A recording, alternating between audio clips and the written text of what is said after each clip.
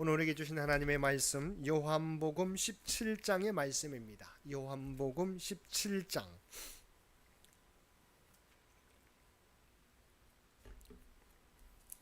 1절에서 26절까지 우리 주신 말씀 한 절씩 교독합니다.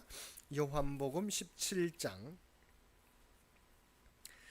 예수께서 이 말씀을 하시고 눈을 들어 하늘을 우러러 이르시되 아버지여 때가 이르렀사오니 아들을 영화롭게 하사 아들로 아버지를 영화롭게 하게 하옵소서.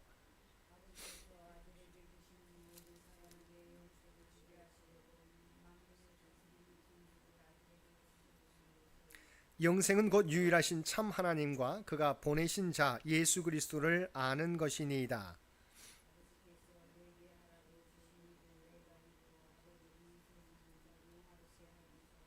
아버지여 창세전에 내가 아버지와 함께 가졌던 영화로서 지금도 아버지와 함께 나를 영화롭게 하옵소서.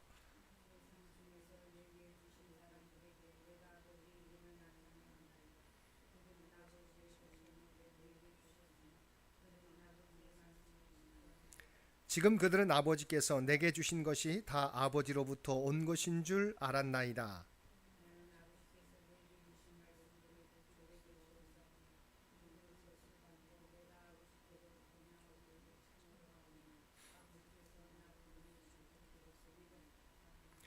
내가 그들을 위하여 비옵나니 내가 비옵는 것은 세상을 위함이 아니요 내게 주신 자들을 위함이니이다. 그들은 아버지의 것이로소이다.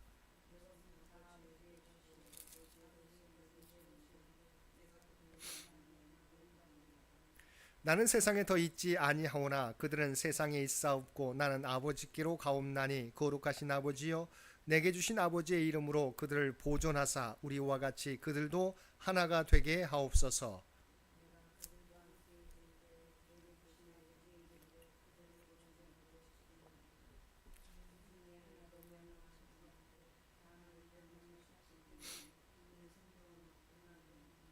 지금 내가 아버지께로 가오니 내가 세상에서 이 말을 하옵는 것은 그들로 내 기쁨을 그들 안에 충만히 가지게 하려 함이니이다.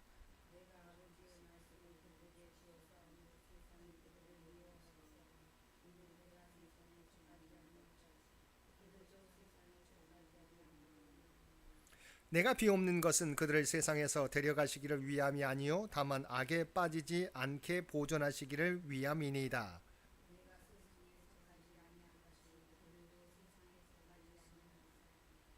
그들을 진리로 거룩하게 하옵소서. 아버지의 말씀은 진리니이다.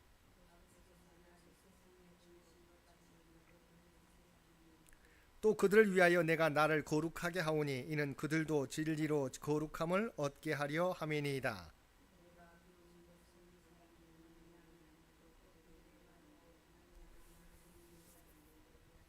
아버지여 아버지께서 내 안에 내가 아버지 안에 있는 것 같이 그들도 다 하나가 되어 우리 안에 있게 하사 세상으로 아버지께서 나를 보내신 것을 믿게 하옵소서.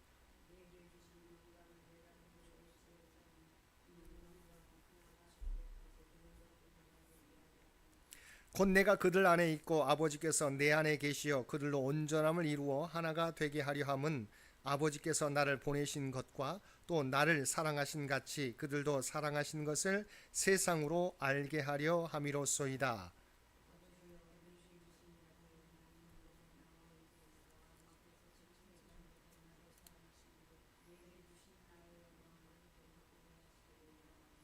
의로우신 아버지여 세상이 아버지를 알지 못하여도 나는 아버지를 알았사옵고 그들도 아버지께서 나를 보내신 줄 알았사옵나이다. 내가 아버지의 이름을 그들에게 알게 하였고 또 알게 하리니 이는 나를 사랑하신 사랑이 그들 안에 있고 나도 그들 안에 있게 하려 함이니이다. 아멘. 오늘도 말씀과 기도로 목요일 하루를 시작하는 모든 성도들 가운데 하나님의 놀라운 은혜가 언제나 함께하여 주시기를 주님의 이름으로 간절히 축원드립니다. 오늘 살펴볼 말씀은 요한복음 17장의 말씀입니다. 요한복음 17장은 예수님께서 십자가 순환을 하루 앞두고 마가의 다락방에서 고별 설교를 마치시고 드린 기도에 대해 보도하고 있는데 이는 흔히 예수님의 대제사장직 중보 기도라고 불립니다. 우리가 잘 알고 있는 것처럼 공간복음서에서는 예수님께서 순환 받으시기 전에 겟셋마네 동산에서 인간적인 고뇌에 찬 기도를 드렸음을 기록하였습니다. 그러나 사도 요한은 이러한 겟셋마네 기도에 대한 보도를 생략하고 대신에 요한복음 16장 33절에서 예수님께서 공언하신 바와 같이 장차 있게 될 승리를 예견하며 중보 사역을 수행하시는 대제사장으로서의 승리의 기도를 드리신 사실을 기록하고 있는 것입니다.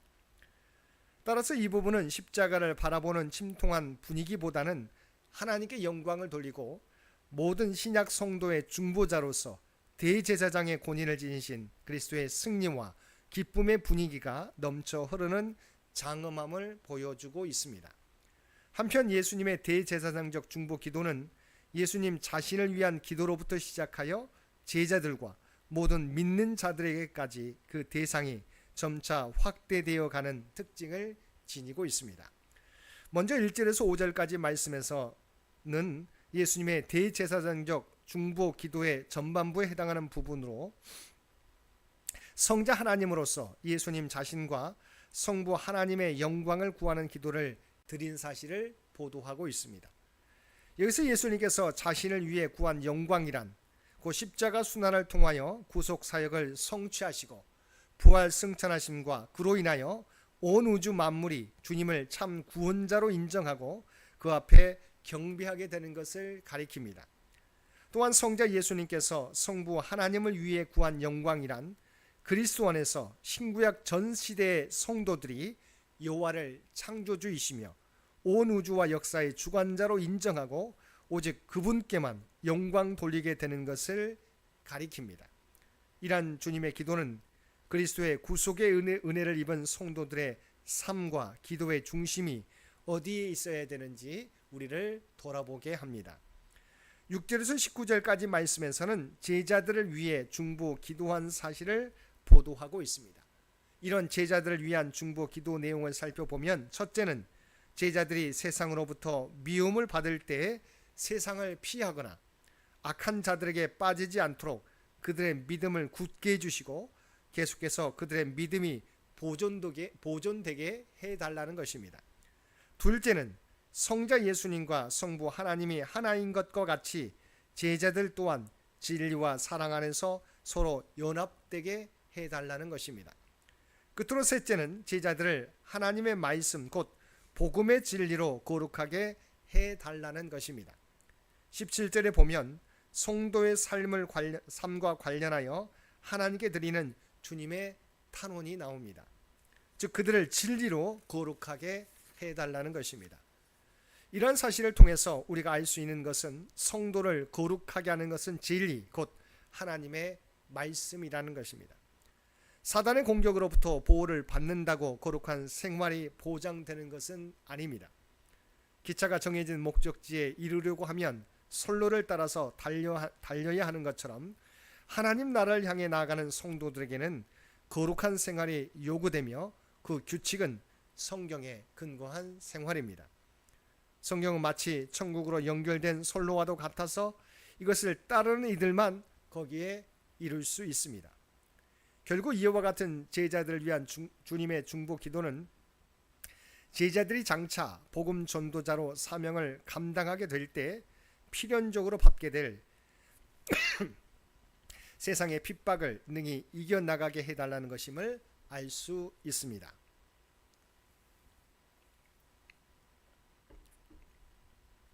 우리가 알고 있는 바와 같이 예수님의 제자들은 예수님께서 재림하시기까지 이 세상에서 신앙과 생활의 중심이 될 주님의 몸된 교회를 세워갈 사람들입니다. 따라서 이들을 위한 주님의 중보 기도는 이들 자신들을 위한 것일 뿐만 아니라 더 나아가서는 이들이 세울 교회 전 성도들을 위한 것이기도 합니다. 왜냐하면 예수님의 사역을 처음부터 목격하였을 뿐만 아니라 신약 복음의 핵심 내용들을 예수님께로부터 직접 전수받은 이들이 믿음 가운데 든든히 서느냐 서지 못하느냐가 신약교회 설립의 성패 여부를 좌우하게 되는 것이기 때문입니다.